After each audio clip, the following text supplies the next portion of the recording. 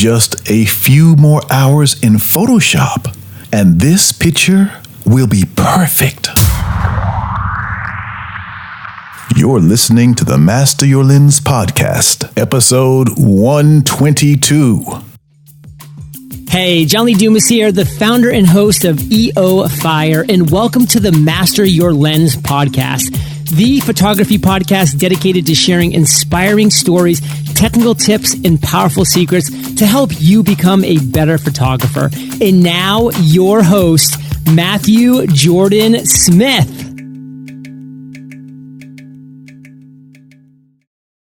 Hello, Photography Nation. Happy holidays. Well, for those who are in the States, it's July 4th week, Independence Day, a holiday week. So I'd like to wish all of those who are listening from the United States, happy July 4th week. If you are listening to this podcast on the day it comes out, it's July 3rd, 2019. And for the first time in a long time, I am in Washington, D.C. To be in the nation's capital on this date is a rare thing for me. But for a change, I'm not in America on business. This one's personal. I'm joining family for a family reunion and looking forward to everything that happens in the next few days.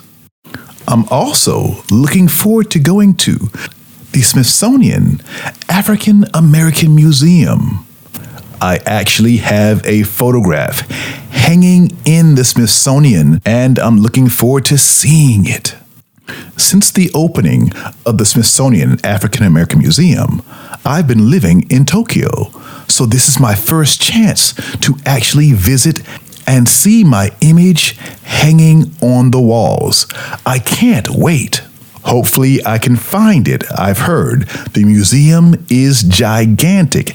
I'll let you know next week if I find it. Now, today's podcast is about independence, but in a different way. Let me ask you right now, what does the word independence mean to you in regard to your photography? Do you depend on Photoshop or an app to create your images? Or have you declared your independence? Today, we live in a world where a lot of people feel a picture needs to be perfect, visually perfect. And because of that, some people have pushed it to the edge in terms of manipulation. Yes, I'm talking about Photoshop. Recently, you may have heard a few photographers have gotten in trouble for going too far with Photoshop. It's cost them in many ways, sometimes losing awards that they may have won and other things. It seems there has been this push toward making things look perfect, even though we live in an imperfect world.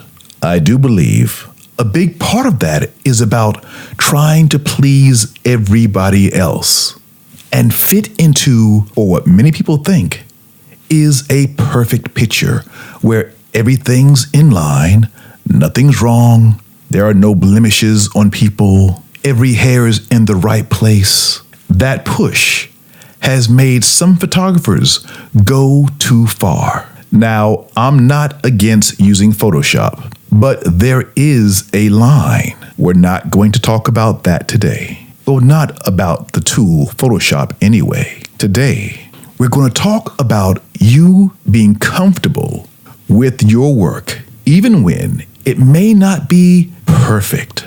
So where does this come from, this push to make everything perfect? Earlier, I spoke about a photographer losing an award for going too far to try to make a picture perfect.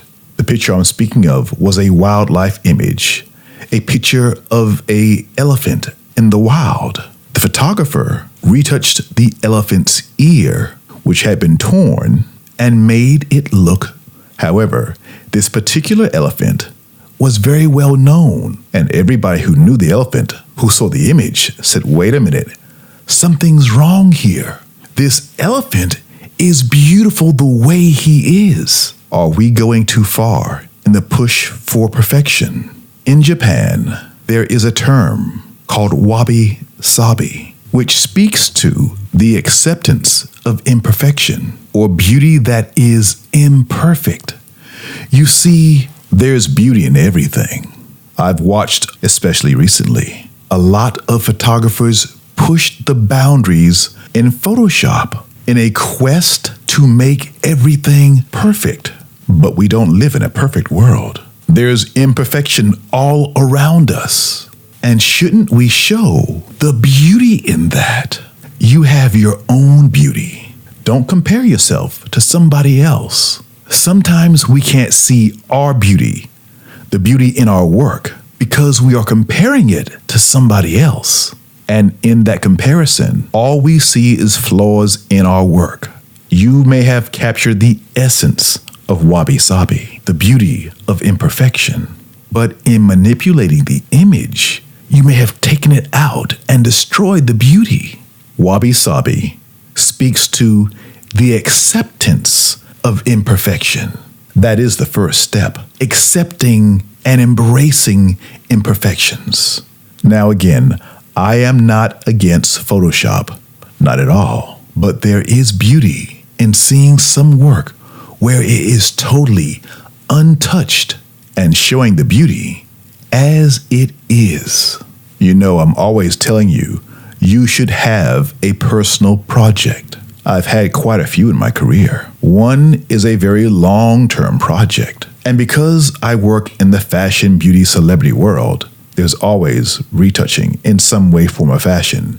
It just comes with the territory. But in my personal work, a lot of that work is totally the opposite. Unretouched in as many ways as possible. Unretouched, raw, beautiful, Wabi Sabi. And the funny thing about that, when people see that work, it seems to have a much stronger connection with people than the other work of celebrities or fashion and beauty. Why is that? Maybe the unretouched images have a stronger connection with people. We all know the world is not perfect. Why should our pictures be? So this summer, think about embracing the imperfections all around us. It may help you stand out even more as a photographer in a world where everybody is showing perfectly composed, perfectly retouched images. Imagine how refreshing it could be to see something totally the opposite. Find out what touches your soul and show your Wabi Sabi. All right, Photography Nation, it's a short one today for the holiday week. Get out there, take great pictures, enjoy yourself, and come back here again next week for another episode of the Master Your Lens podcast. For those who are in the States, happy 4th of July. Be safe. I look forward to seeing you again back here next week to share more about the joy of photography. Until then, always dream big. Bye for now.